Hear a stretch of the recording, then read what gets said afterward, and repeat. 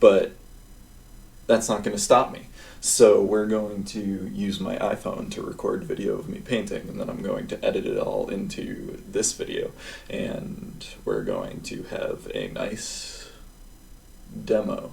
And the way I'm formatting this demo is as like a HIIT exercise, you know, like high intensity interval training. It's going to be a weird format because if I were to upload the full 10 minutes on of oil sketching, and then like 5 minute or 3 minute and 3 minutes of gesture practice sketching, and if I were to upload all of that for like a series of maybe like 6 intervals, it would be like an hour-long video, and none of us want that. So we're going to edit it down. It's going to be cut, it's going to be sped up, and I'm just going to like mark it off on the screen with like a 10, and then a 5 or 3, and then a 10, and then a 3.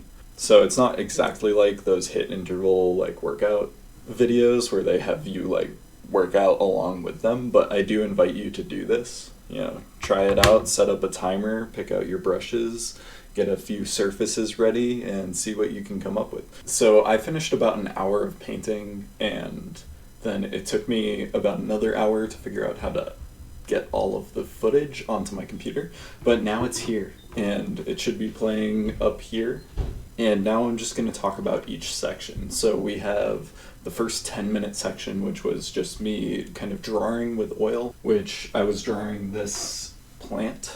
And there were a couple things that I was really interested in when I first started looking at it, and that was the roots coming forward and the way the book that I had placed behind the plant intersected the top of, there's kind of a stump at the top of the plant's trunk, and it has this really cool light shape right there. It's like kind of a block of light gray, that sits between the book and the rest of the brown body of the plant. I was really excited to kind of try and capture that specific moment, that like receding, pushed back. It kind of felt like the whole thing was falling away from me. That's kind of the idea that framed the rest of the process for me. So even in the other like 5-minute intervals, I was thinking about that kind of shape and like what are the ways I can examine that, because there are so many ways to look at something.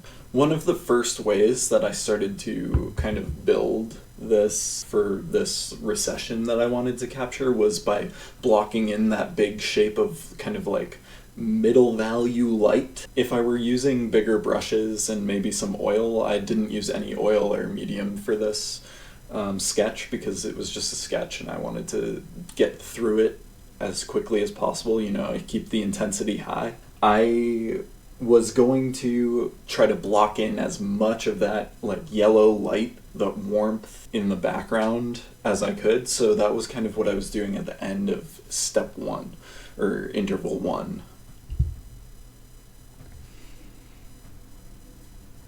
So then in interval 2, I took out my charcoal and I started to do a rough sketch, like a kind of study in charcoal, where I was measuring and taking angles and trying to really isolate that lean that I saw. And it was about making sure I understood what was in front of me, like the space, kind of where that book intersected the plant, and then where those angles fell in relationship to like the negative shapes around the plant. I was really like taking charge of the way my charcoal was being used to mark space, and then I moved into kind of trying to understand values and trying to really define the format of my image. And I wasn't thinking about this as like a blueprint for the painting. It was just something to aid me. It was like more experience looking at the object in a different way, or the subject.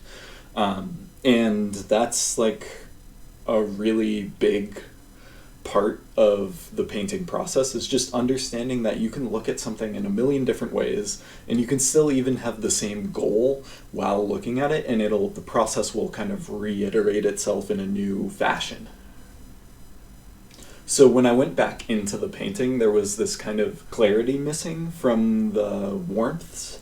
So I decided to introduce some cooler, lighter, chalkier colors to see if I could define and redraw some of the form. So I started to build back in the branches and some of the rotund tuber portion of the plant to bring it forward and just to redefine what the light was doing. So there's the cool and the warm kind of interacting, not as much in a shadow and light sense, but in a, as light turns, it becomes cooler and it becomes brighter, and there's this kind of pushing effect around the object that I was trying to kind of see how I could represent that with my brush as quickly as possible. I pretty much used one brush each section, and they went from brushes like this to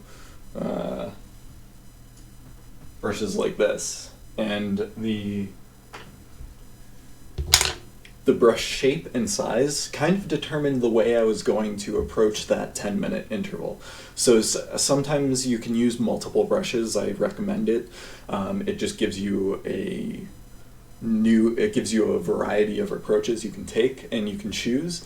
But for this exercise, I was just using one brush each interval, and I was taking so when I was using ones that were round and longer bristles, I was kind of more in a drawing mindset, or I was trying to place pinpointed, like really precise moments into the painting. And then when I was using the larger flat brushes, I was still drawing a lot, so there was still a lot of linear work because you can use the side of the brush to kind of get shapes, and really I love the flat brush because it allows you to direct form very planarly. So it's like you're kind of delineating planes every mark, even if you just place it on the ground, there's a plane, and it might not actually be in your painting, but you're using it to kind of push form, or like to show that this angle exists and it sits here. One of the videos got cut short, so I don't know where exactly that'll line up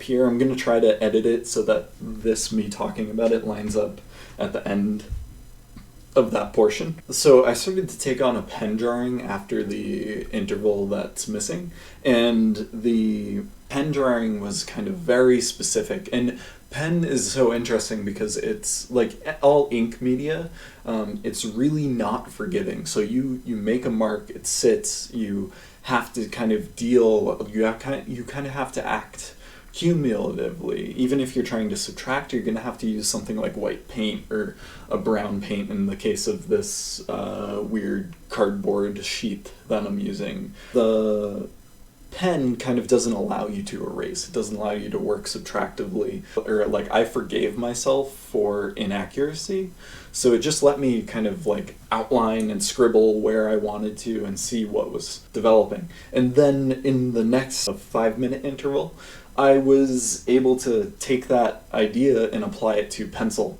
which is another really fine line catered media, but then you're able to subtract with pencil. So there's even more freedom because you don't even have to forgive yourself for the mistakes or inaccuracies because you can always go back. I tried to get as much onto the drawing as possible to see where it would take. Sometimes I work really accumulatively, so like a maximal approach to painting where you start off by looking at like splitting things into two, taking large general ideas and like trying to work your way to specificity. And sometimes I just go the complete opposite. I quit thinking so methodically, trying to work my way down, and I just try to put as many marks on a page as possible and see where that leads.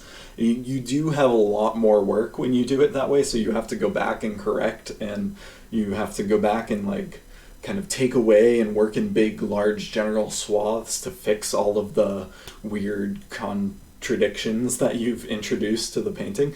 But sometimes it allows you to feel something that you might not have seen before. So when you're working really quickly, it caters to the impulse of painting. And then at the end, I was just looking at the way that light created paths in the painting. I saw that there was ways for the cool to lead the roots up close, and I saw where the format ended, and I wanted to control the way the top of the page was broken up.